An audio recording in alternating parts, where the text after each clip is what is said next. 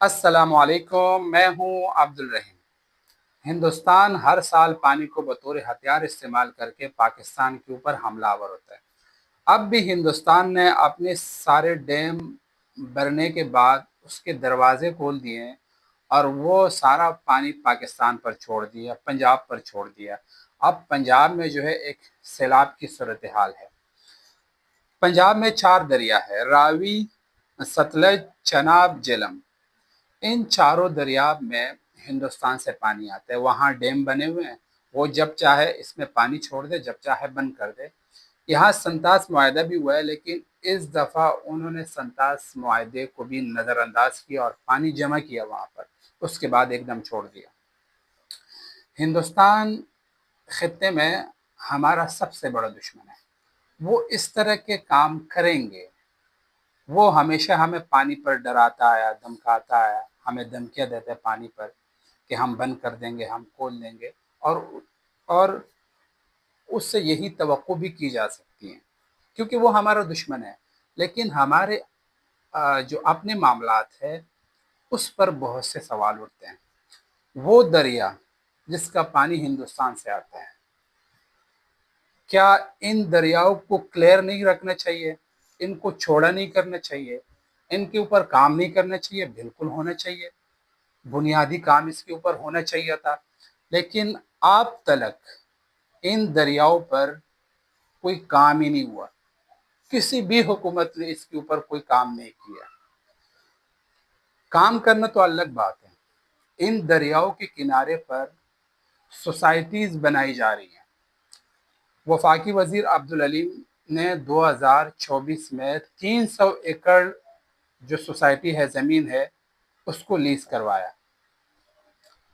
इसी तरह हुकूमत में बैठे और भी लोग हैं जो वहां पर लोगों को आबाद कर रहे हैं। तो हमें इन दरियाओं को रास्ता देना चाहिए। यहाँ पर जो तजावीज़ात है उनका खात्मा करना चाहिए। यहाँ पर जो रुकावटें हैं उनको ख़त्म करना चाहिए। लेकिन हमारी और इस मुल्क की और बिलखसूस पंजाब की सबसे बड़ी बदकिस्मती है कि यहाँ पर हुकूमत में बैठे लोग खुद सोसाइटीज़ बना रहे हैं।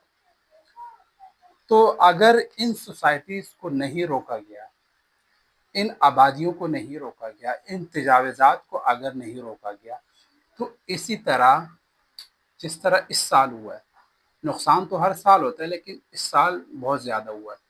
तो इसी तरह जो है लोग मरेंगे भी, लोगों के मकान भी तबाह होंगे। तकरीबन आधे से ज़्यादा पंजाब जो है वो फिर हिंदुस्तान के निशाने पर होगा। हिंदुस्तान तो पानी से अलावा हिंदुस्तान तो हमारा मुकाबले नहीं कर सकता। लेकिन हमने पानी के मुकाबले में हिंदुस्तान के खिलाफ अब तक कोई बुनियादी काम नहीं किया, ये बात माननी पड़ेगी हमें। और दूसरी पंजाब की सबसे बड़ी बदकिस्मती क्या है कि यहाँ पर जो भी हुकूमत होती है, ज़्यादातर मुस्लिम लीग नून की हुकूमत होती है। मैं सियासी बात नहीं कर रहा,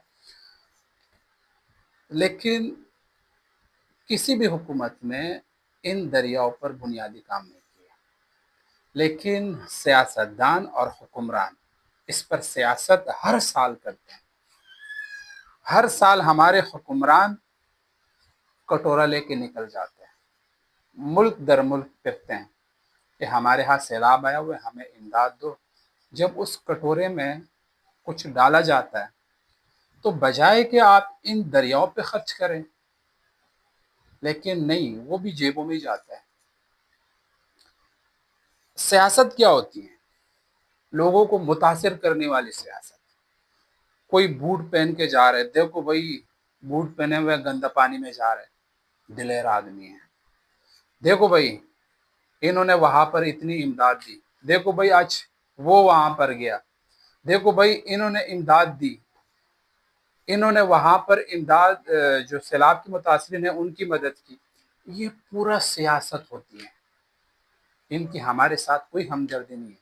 अगर ये, ये जितने हुक्मरान हैं, इनकी अगर हमदर्दी होती ना, इन्होंने सियासत नहीं करनी होती, तो इन दरियाओं पर बुनियादी काम करते हैं और ये साबित करते हैं कि हमें अपनी आवाम से मोहब्बत है, हमें अपने पंजाब के लोगों से मोहब्बत है। इस पानी को ज़ख़ीरा करते हैं, यहाँ डैम अगर खैर पंजाब में तो डैम बनना मुश्किल है, लेकिन अगर पॉसिबल है तो डैम बनाते हैं, इन दरियाओं को क्लियर रखते हैं, इनको छोड़ा करते हैं, इस पर काम करते हैं। लेकिन नहीं, इनका आवाम से कोई हमदर्दी नहीं है। इनको यही सैलाब जो है फ़ायदा देती हैं, हर साल इसके ऊपर सियासत फिर की जाती है, इसका फंड आता है और बाकायदा तौर पर फिर हुक्मरानों की जेबों में भी जाता है। तो ये सियासतदानों के लिए एक सुनहरा मौका है, और वो इसके ऊपर आप देखेंगे कि सियासत कर रहे हैं और मजीद करेंगे। लाइट चली गई, फिल वक्त के लिए इतना ही। बहुत शुक्रिया।